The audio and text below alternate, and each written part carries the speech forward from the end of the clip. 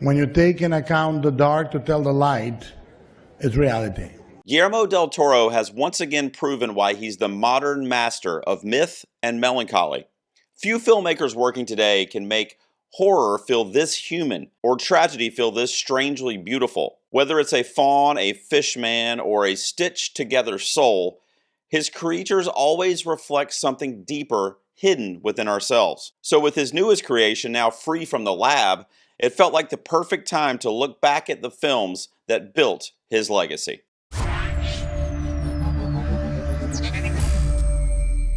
The quote, poet of monsters, Guillermo del Toro, is that rare filmmaker who operates somewhere between a dream and a nightmare. His worlds are soaked in candlelight, decay, and sorrow, yet they pulse with empathy.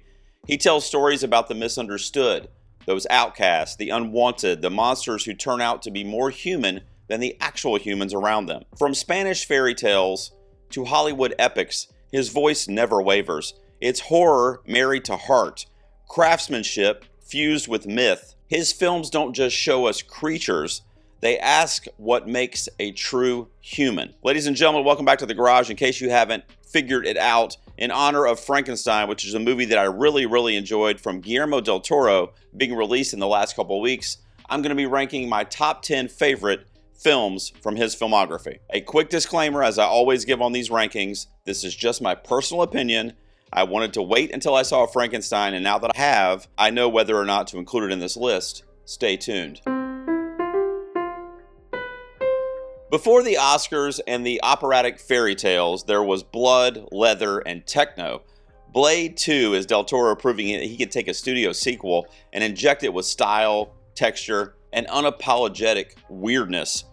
The choreography is vicious, the creature design is grotesque, and the pacing is relentless. Beneath all that mayhem, you can see early traces of the filmmaker he'd become, fascinated with bodies, transformation, and the beauty inside the monsters. Not delicate, but undeniably fun. If the first Hellboy was pulp, this sequel is pure fantasy opera. Del Toro opens the floodgates. Elves, trolls, mechanical armies, all crafted with his signature blend of heartbreak and imagination. It's messy, but the ambition is thrilling. There's tragedy stitched into the spectacle, a sense that myth and modern life can't coexist without something breaking. It's one of his most visually inventive films, even when the plot does wander at times. A stop-motion masterpiece, full stop. It's carved from grief and love. Pinocchio trades obedience for individuality, turning a familiar story into a reflection on loss, identity, and imperfect parenthood. Every frame looks handcrafted with soul and sorrow. It's tender, philosophical, and unafraid to confront morality head-on. It's a children's film that speaks to the adult inside every child, and the child still trapped in every one of us adults. We already touched on his sequel, but this is where Del Toro's voice truly starts to roar. Ron Perlman embodies Hellboy with a gruff charm and a wounded humanity, and GDT surrounds him with relics, ancient myths, underground temples, and creatures that feel ripped right out of his sketchbook. It's fun, but there's sadness simmering under the surface. This is a story of destiny, defiance, and about carving out your own identity, even when the world tells you you're not supposed to.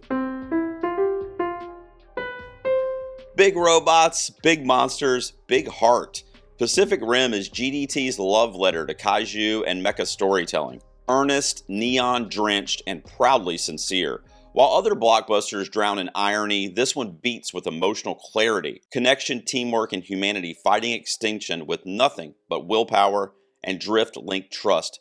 It's spectacle with soul, and it never apologizes for its own joy.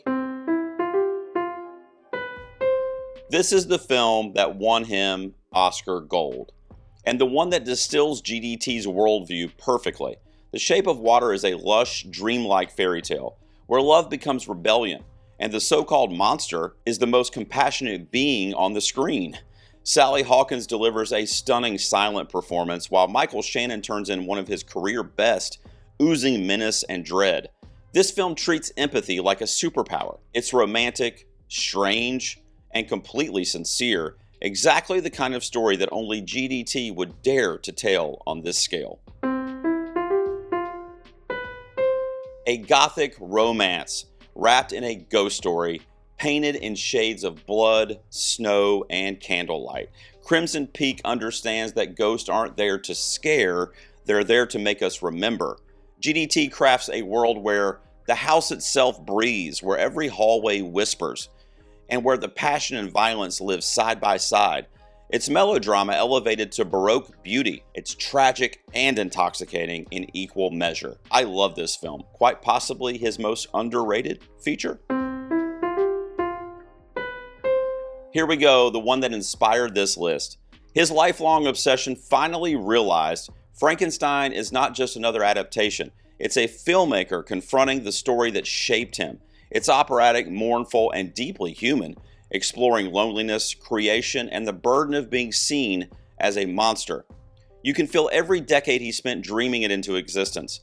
Anguish in dim lighting, bone-deep tragedy, and a compassion that elevates the horror. This is Del Toro's Soul on celluloid. Yes, I love this movie. A pitch black noir simmering with doom. Nightmare Alley strips away the fantastical creatures and asks us to confront the ugliest monster that Del Toro has ever shown, human ambition.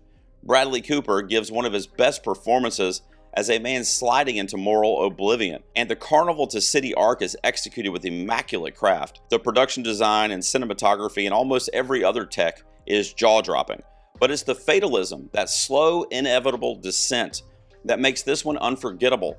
A bit of an underdog at the Oscars that year, but few last-minute inclusions over the years have pleased me as much as this one did. For my money, this is GDT's masterpiece. Pan's Labyrinth is cinema as myth-making, a fairy tale sharpened into a weapon against fascism. It's set against the brutality of Franco's Spain, and it's a story about innocence, navigating a world that refuses to protect it. The creatures are unforgettable, but it's the emotional truth that makes this one timeless. It's a film that bleeds beauty and sorrow in equal measure. GDT summons classics such as The Neverending Story, The Lady in White, to give us a fantastical story that is full of both childlike wonderment, but also crippling fear, sometimes in the same frame. This is Del Toro's crowning achievement, and one of the great films of the 21st century. There you have my ranking, my personal ranking, of my top 10 favorite films from the Guillermo del Toro filmography. I love that this dude has crossed horror into the prestige conversation. And it doesn't look like it's going anywhere because, of course, Frankenstein is in the mix for this year's Oscars. What is your favorite GDT film? Did I mention it on this list? Or what's one that I left off that you are absolutely in love with? Let me know that down below also. And as always, thank you for tuning into this ranking. It takes me a while to put these together. Don't forget, channel memberships are open. All you have to do is click join down below. And for a couple bucks a month, you can help me out. You can read all about it and see all the different perks you get, which include my Oscars brainstorming sessions that I do in advance of the actual predictions going up live on the site, and a lot of other cool perks like all my videos like these early and all kinds of stuff. There's even a custom emote of Tom Cruise giggling like a maniac. So I don't know, you might want to consider it. I will see you guys out here next time in the garage.